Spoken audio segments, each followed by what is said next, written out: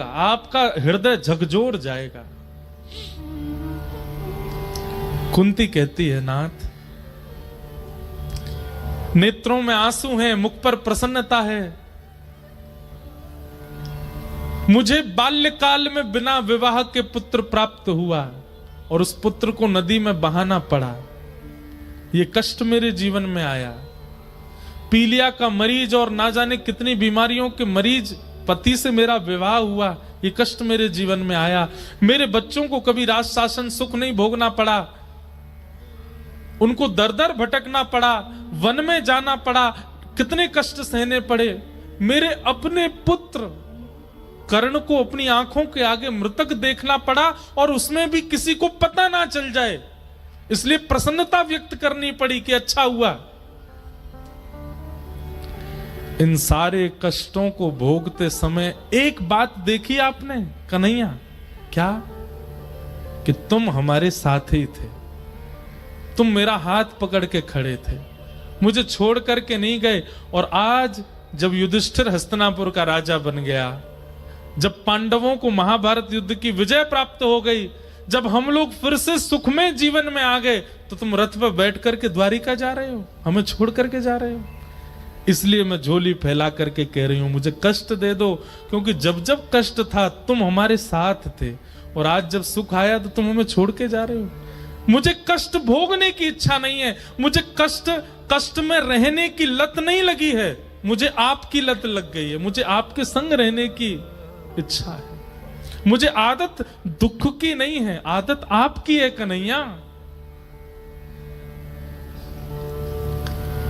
मैं कष्ट इसलिए मांग रही हूं क्योंकि मैंने आज तक देखा है कि कन्हैया कष्ट की घड़ी में हमारे साथ खड़ा है। और आज आपको जाते देख मुझे युधिष्ठिर के माथे पर यह मुकुट अच्छा नहीं लग रहा है, क्योंकि इसी की वजह से आप जा रहे हो। अगर आज भी पांडव हार गए होते, पांडवों के साथ में अच्छा ना हुआ होता, हम लोग नहीं जीते होते, तो अब भी तुम चिंता करके हमारा हाथ पकड़ के खड़े ही होते। इसलिए मुझे ये सुख अच्छा नहीं लग रहा है, क्योंकि आप जा रहे हो। भगवान ने दौड़ करके कुंती को हृदय से लगा लिया। दाता तेरा मेरा प्यार कभी ना बदले, दाता तेरा मेरा प्यार कभी ना बदले। बंधुओं, श्री राधा रमण लाल, श्री राधा वल्लभ लाल, श्री बिहारी जी, जहां भी आपकी निष्ठा है, इस भाव को गाया कीजिए उनके सामने। हम जितना प्रेम आपसे करते हैं, जितनी प्रीति आपसे है नाथ, चाहे दुनिया के संबंध हमारे छूट जाएं, पर आपके प्रति हमारा प्रेम कभी कम ना हो नाथ। दाता तेरा मेरा प्यार कभी ना बदले, दाता तेरा मेरा प्यार कभी ना बदले। आप जिनमें निष्ठा रखते हो उनका चिंतन करो चित्त में, और उनका चिंतन करते हुए भाव से मेरे साथ गाओ। दाता मेरा ये विचार कभी ना बदले, दाता मेरा ये विचार कभी ना बदले, दाता मेरा ये विचार कभी ना बदले, दाता मेरा ये विचार कभी ना बदले।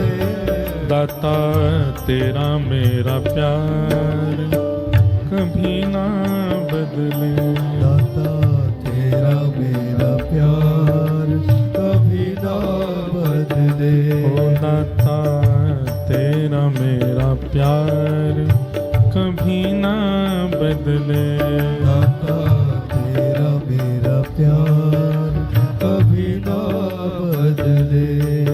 हे द्वार तेरे पे आता रहूं मैं, चरणों में शीस झुकाता रहूं मैं। द्वार तेरे में आता रहूं मैं, चरणों में शीस झुका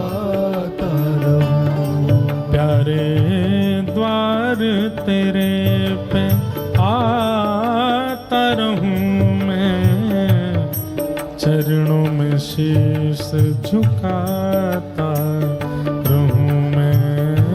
द्वार तेरे में आता रहूं मैं, चरणों में शीश झुकाता रहूं।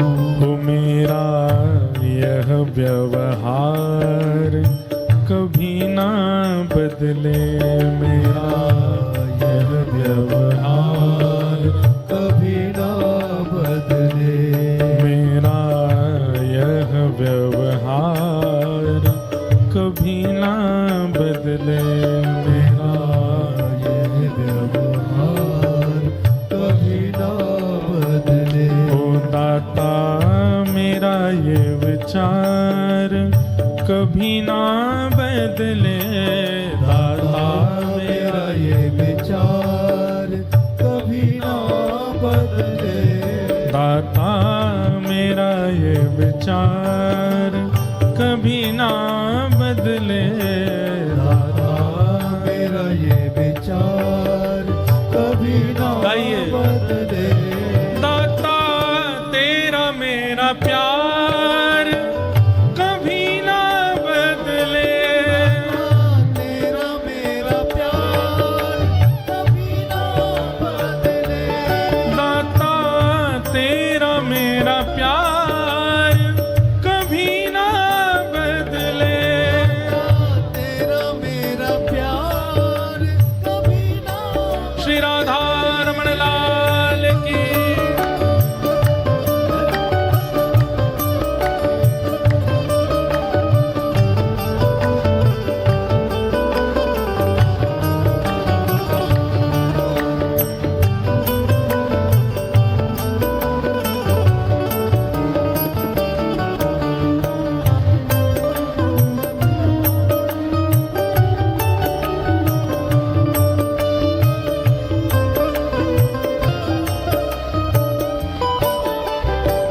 और ये बात एक एक पंक्ति बहुत सुंदर है, सुनिएगा ध्यान से। अपना हो चाहे हो बेगाना, रूठे चाहे सारा जमाना। अपना हो या हो बेगाना, रूठे चाहे सारा जमाना। अपना हो चाहे हो बेगाना, रूठे चाहे सारा जमाना।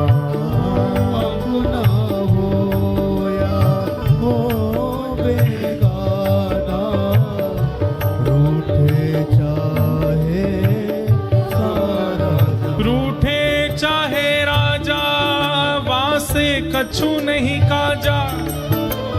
एक तू ही महाराजा, और कौन पास जाएंगे। रूठे चाहे भाई, वासे कछु ना भलाई। एक तू ही है सहाई, और कौन को सराएंगे। रूठे चाहे शत्रु और मित्र आठों याम, एक तेरे चरणन के नेह को निभाएंगे। जग सारा झूठा, एक तू ही है अनूठा। रूठ जाए चाहे सारा जग, पर तू ना रूठा चाहिए। रूठ जाए चाहे सारा जग, पर तू ना रूठा चाहिए। आप कभी मत रूठो ना, हे अपना हो चाहे हो बेगाना, रूठे चाहे सारा जमाना। अपना हो या हो बेगाना, रूठे चाहे सारा जमाना।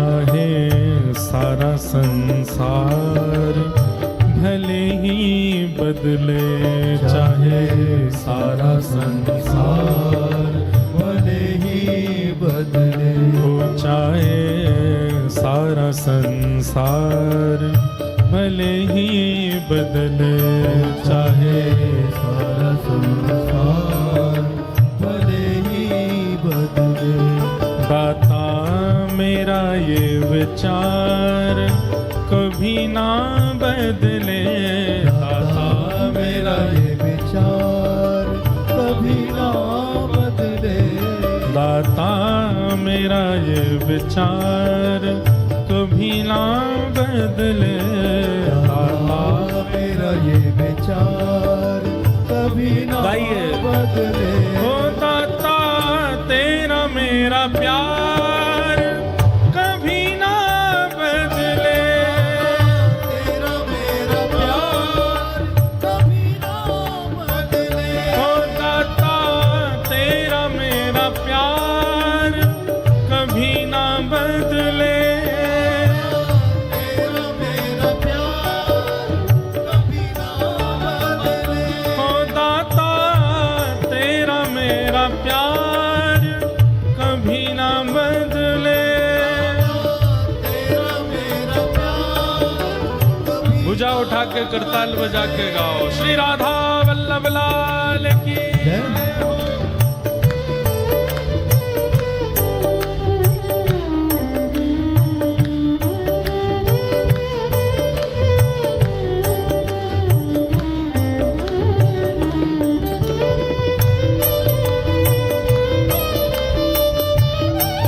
बोलो वृंदावन बिहारी लाल की।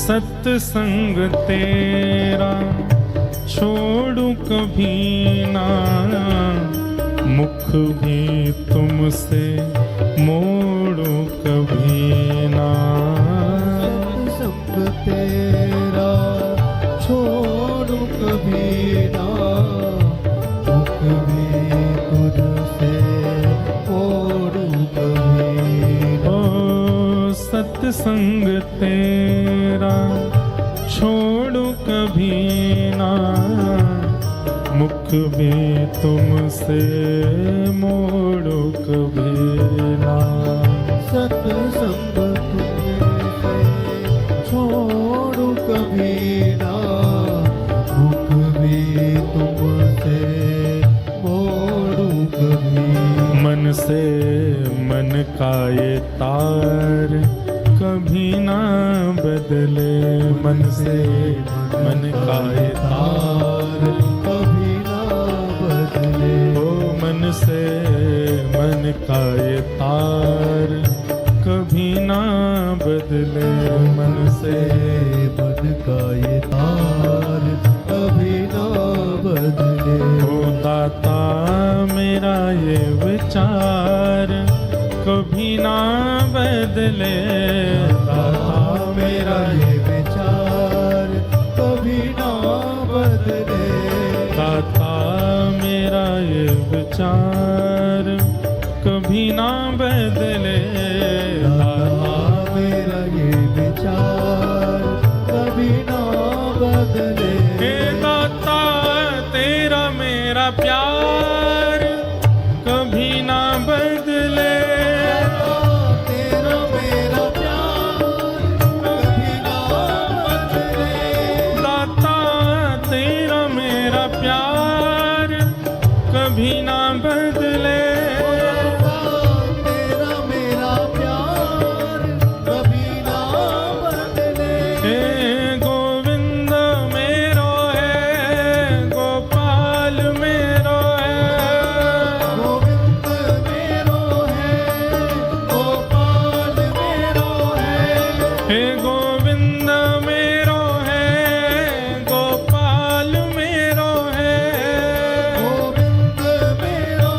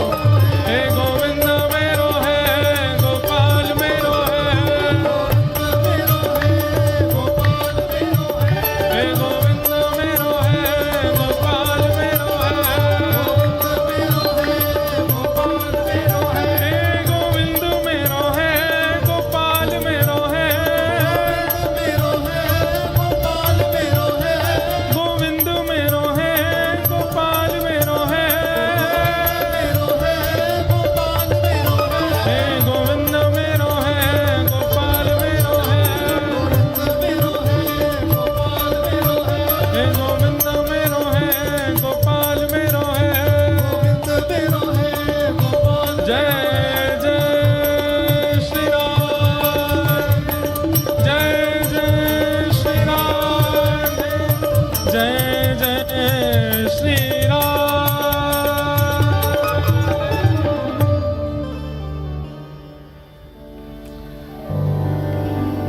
सत्संग तेरा छोड़ू कभी ना,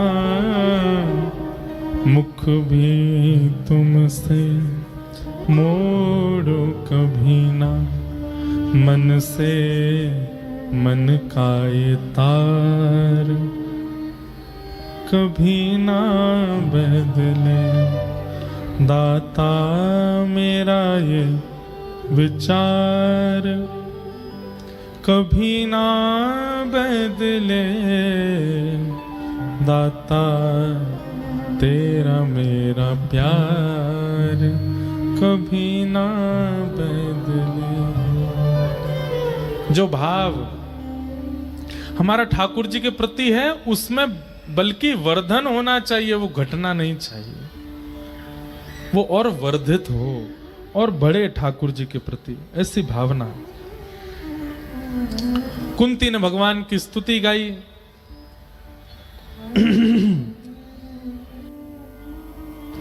ठाकुर जी ने कुंती से कहा कि आप चिंता मत करो बुआ, आप जब मेरा अनुभव करना चाहोगी, जब मेरा चिंतन करोगी, आप वहीं मेरा दर्शन कर लोगी जहां बैठ करके मेरा चिंतन करोगे। इसलिए ऐसी कथा आती है कि जब ठाकुर जी लीला पूरी करके गए और ठाकुर जी की लीला पूर्ति का समाचार जैसे ही कुंती को प्राप्त हुआ कि भगवान श्री कृष्ण लीला पूरी करके चले गए, ये सुनते ही सबको दुख हुआ, पीड़ा हुई, परंतु कुंती के तो प्राण ही चले गए। ठाकुर जी की भगवत धाम गमन लीला का भाव सुनते ही कुंती ने अपने प्राण त्याग दिए। उतना प्रेम ठाकुर जी से करती थी। कुंती ने भगवान की स्तुति गाई। युधिष्ठिर जी के मन का शोक अभी तक दूर नहीं हुआ था। उनको यह शोक हो रहा था कि मैंने महाभारत युद्ध में अपनों को मार दिया, कितने बालकों को अनाथ कर दिया, कितनी माताओं को विधवा कर दिया। उनके इस मन की पीड़ा को दूर करने के लिए भगवान उनको लेकर के भीष्म पितामह के पास गए और पितामह भीष्म ने भगवान की बहुत सुंदर स्तुति गाई और पांडवों के मन का विषाद दूर किया। तत्पश्चात भगवान द्वारिका गए।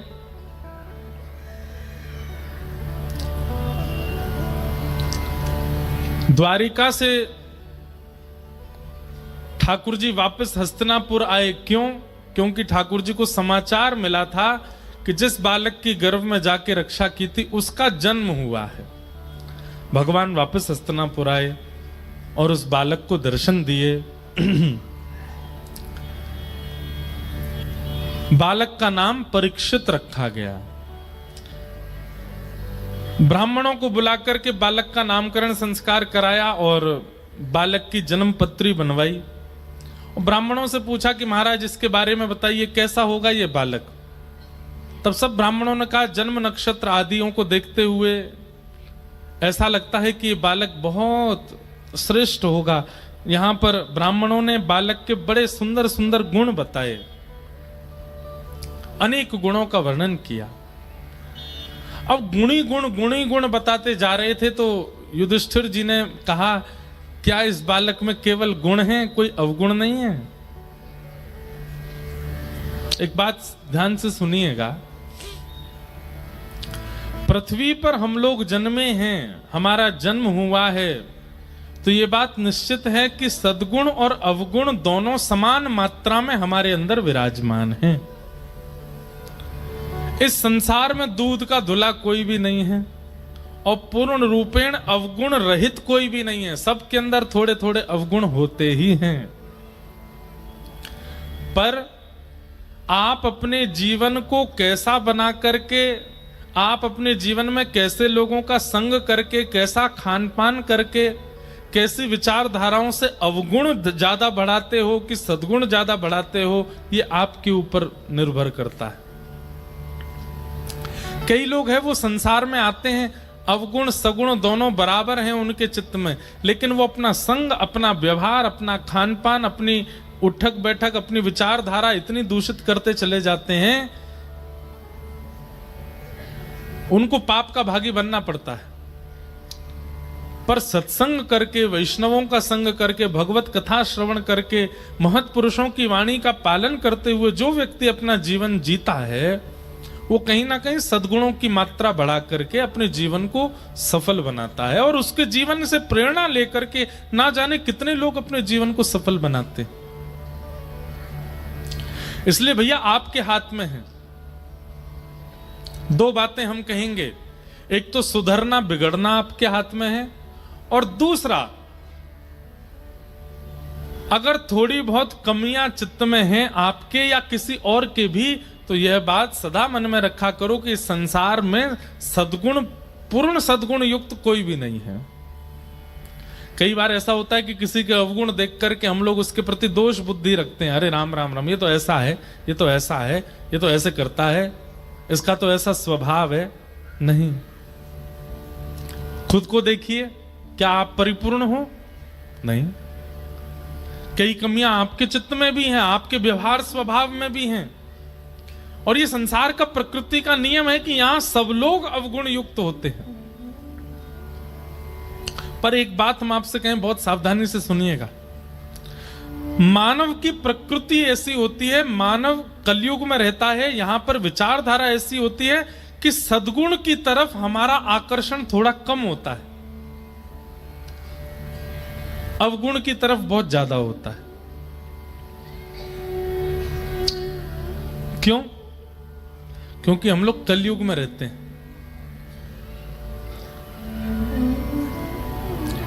जिसके घर में रहोगे तो मकान मालिक की जय जय तो करनी पड़ेगी ना आपको। मकान मालिक चाहे कितना भी खड़ूस हो, कितना भी बेकार हो, कैसा भी हो, फिर भी उसका थोड़ा बहुत तो यश आपको गाना ही पड़ता है। हम आप सब लोग किराए पर रह रहे हैं, कहां? कलयुग रूपी मकान मालिक के घर में। तो मकान मालिक के थोड़े थोड़े अवगुण तो आएंगे ही हमारे चित्त में। तो स्वभाव हमारा ऐसा होता है कि अवगुण की प्रति हमारा आकर्षण बहुत जल्दी हो जाता है।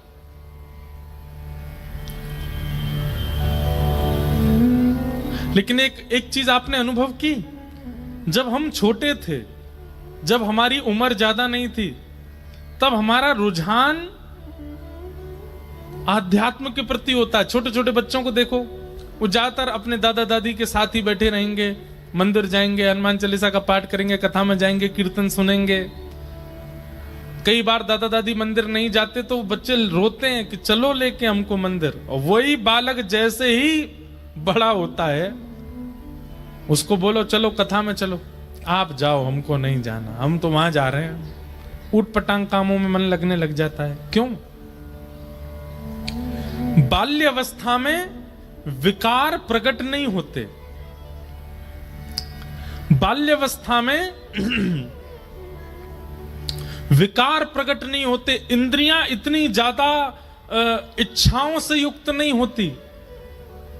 इंद्रियां जितनी शांत होती हैं उतना ज्यादा बालक आध्यात्म के प्रति रुझान रखता है। जैसे जैसे उसकी इंद्रियां बढ़ती जाती हैं, जीव में चटोरापन आने लगता है, नेत्रों में दृश्य देखने की इच्छा प्रकट होती है, कानों से चुगली सुनने की इच्छा प्रकट होती है, हाथों से स्पर्श की इच्छा प्रकट होने लगती है। जैसे जैसे इच्छाएं जन्म लेने लगती हैं, वो पाप की तरफ भागने लग जाता है। इसका मतलब क्या है? पाप की तरफ हमको कौन खींचता है? इच्छाएं। इच्छा।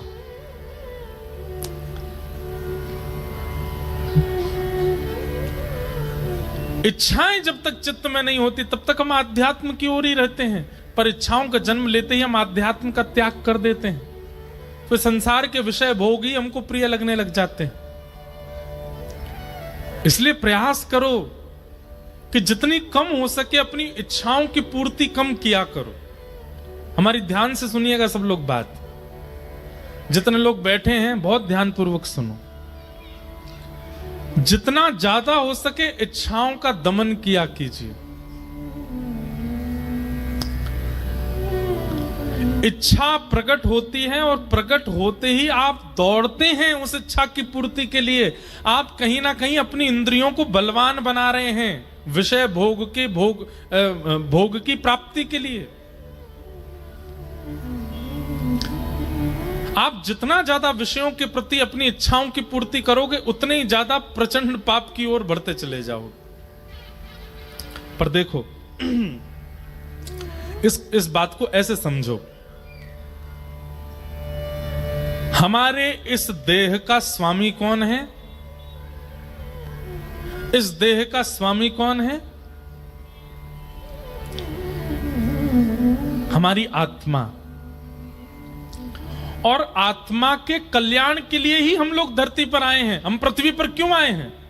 ताकि ऐसे कर्म करें, ऐसा व्यवहार करें, ऐसा स्वभाव रखें, ऐसी क्रियाएं करें जिससे हमें पुनर्जन्म ना लेना पड़े। मतलब हमारी आत्मा की मुक्ति हो जाए। हम उसकी मुक्ति के लिए तो आए पृथ्वी पर। तो देह का स्वामी कौन है? आत्मा।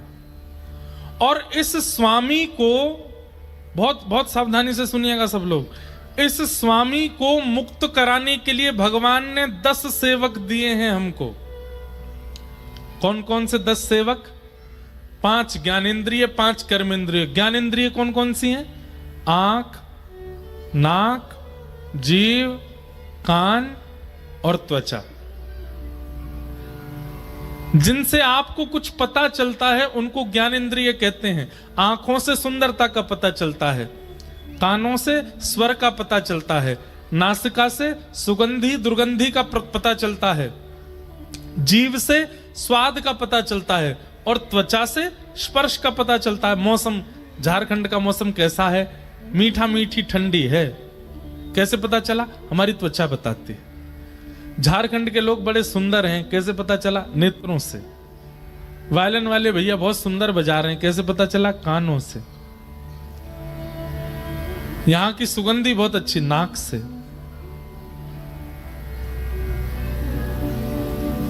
झारखंड का भोजन अच्छा, क्या खाया था आज हमने? क्या? डुस्का। डुस्का ना? आप लोगों से नहीं पूछ रहे हैं हम। वो अब भी गलती बोले डुस्सा। डुस्सा डुस्का कि डुक्सा रहने दो। तो वो अच्छा था, ये कैसे पता चला? जीव से। अच्छा, हमको एक कहानी और पता चली। बोले महाराज जी, जब हमारे झारखंड में ऐसा नियम था, अब तो नहीं होगा, पहले ऐसा रहा होगा। बोले मेहमान घर आ जाए और 1 दिन 2 दिन 3 दिन 4 दिन घर पर रहे और घर वालों को लगने लग जाए बहुत दिन हो गए, अब ये जा नहीं रहा है, तो उसको हम डुस्का खिलाते थे। तो उसका मतलब ये होता है कि मेहमान को पता चल जाती, भैया अब तुम विदाई ले लो। तो आज जब हमको खिलाया गया, मैंने कहा तो हम क्या करें, अब चले जाएं? तो बोले नहीं नहीं, हम इसलिए नहीं खिला रहे आपको। इसका फिर हमने दूसरी बात क्या सोची कि जैसे मेहमान घर आए तो हम उसको नई नई चीज बना के खिलाते हैं। ये खिलाया, वो खिलाया, सब कुछ खिलाया। तो झारखंड में ऐसा नियम है भाई, हमारे झारखंड के लोगों की सारी सुंदर सुंदर वस्तु आपने पाली, अब सबसे श्रेष्ठ वस्तु यही है, इससे बढ़िया और कुछ नहीं है। ये अंतिम वस्तु है। इसको पाने के बाद मानो घर के लोग कह रहे भैया अब हमारे पास ऑफर करने को कुछ नहीं है, सबसे बढ़िया यही है। उसको पाने के बाद मेहमान को सोचना चाहिए कि भाई अब इनने खूब हमारी मेहमान नवाजी कर, अब चलो यहां से। तो ज्ञान इंद्रियां कौन कौन सी हैं? आंख, नाक, जीव, कान, त्वचा, 5। और 5 कर्म इंद्रियां हैं, हाथ, पैर, मुख और 2 गुप्त इंद्रिय। ये 10 सेवक दिए भगवान ने हमको। और इन 10 सेवकों का काम क्या है? इस देह के भीतर बैठी हुई आत्मा को कैसे भी भगवान से मिलवाओ, मुक्त करवाओ। आंखों से दर्शन करो, कानों से श्रवण करो, नासिका से सुगंधी ग्रहण करो, जिह्वा से नाम गाओ, हाथों से करताल बजाओ, पैरों से प्रदक्षिणा करो।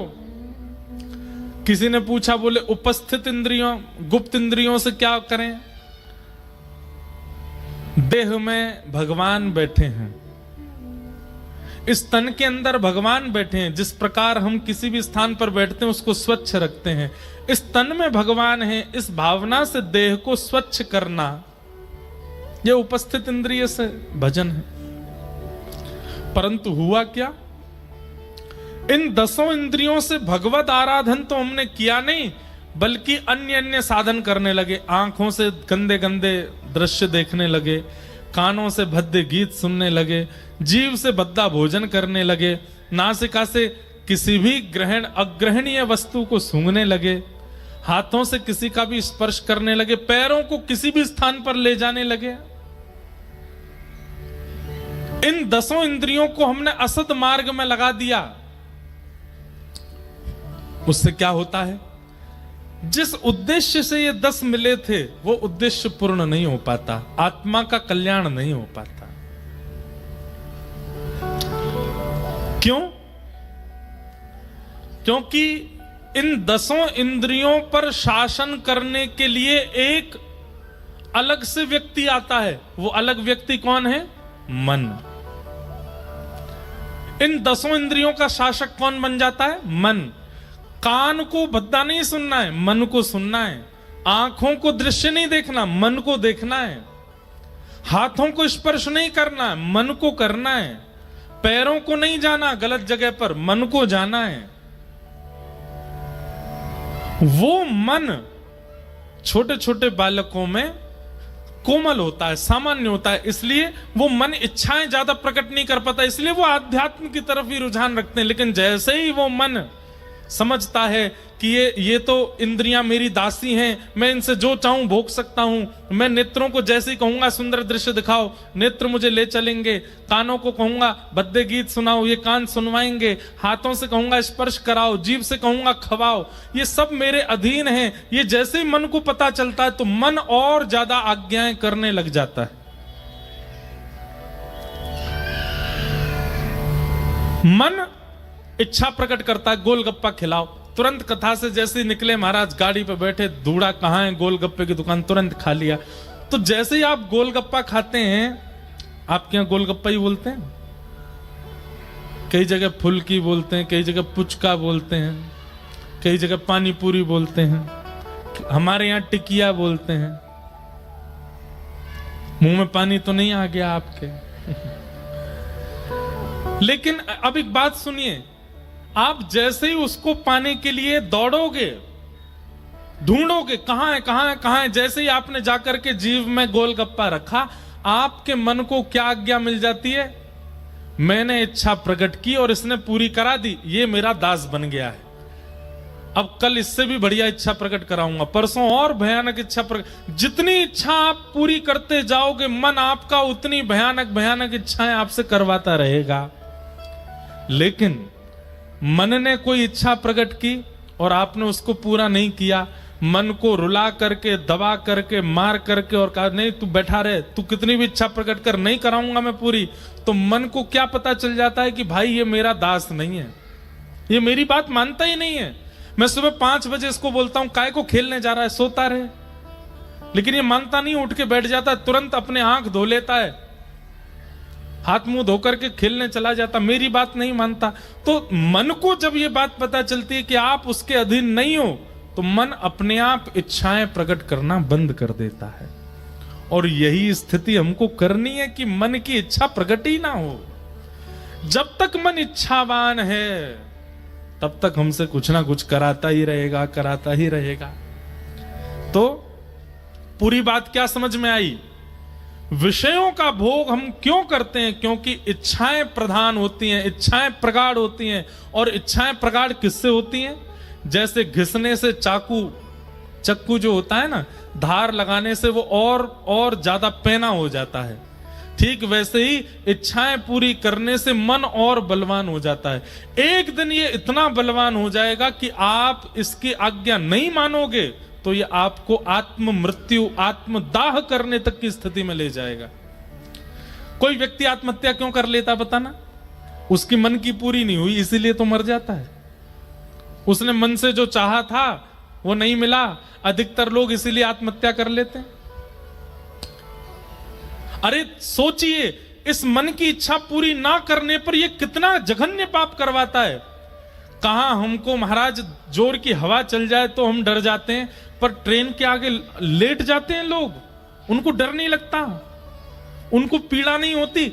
लेकिन मन इतना बलवान हो चुका, उनका मन कहता तू मेरी इच्छा पूरी नहीं कर रहा है, मैंने जो चाहा वो पूरा नहीं हुआ, चल अपने प्राण त्याग दे, और प्राण त्याग देता है व्यक्ति। ये बहुत भयानक एक खेल है। मन हम लोगों पर शासक करता है और मन को शासक हम बनाते हैं। एक प्रकार से ऐसे समझो कि जैसे जिसको वोट देते हैं वो इलेक्ट हो जाता है, वही एमएलए बन जाता है, वही एमपी बन जाता है, वही प्रधानमंत्री बनता है। जैसे ही आपने किसी को मुख्यमंत्री प्रधानमंत्री बनाया, फिर वो जैसा चाहेगा वैसे ही करना पड़ेगा आपको। 6, 7, 8 वर्ष की आयु तक हमारे मन का राजा कोई नहीं होता, हमारे मन का राजा आध्यात्म होता है। लेकिन जैसे ही 10, 12 वर्ष, 13 वर्ष की आयु पार करने लगते हैं, थोड़े थोड़े बड़े होने लगते हैं, हम इस मन को इतना वोट देते हैं, आंखों से वोट दिलवा देते हैं, जैसे चाहता वैसा दिखाते हैं, कानों से वोट दिलवा देते हैं, जैसे कानों से इच्छा प्रकट करता वैसे गाने सुनवा देते हैं। जीभ से सबसे ज्यादा वोट जाते हैं मन को, पिज्जा का वोट जाता है, बर्गर का वोट जाता है, चाउमीन का वोट जाता है, और क्या मोमो का वोट जाता है, डुस्का का वोट जाता है।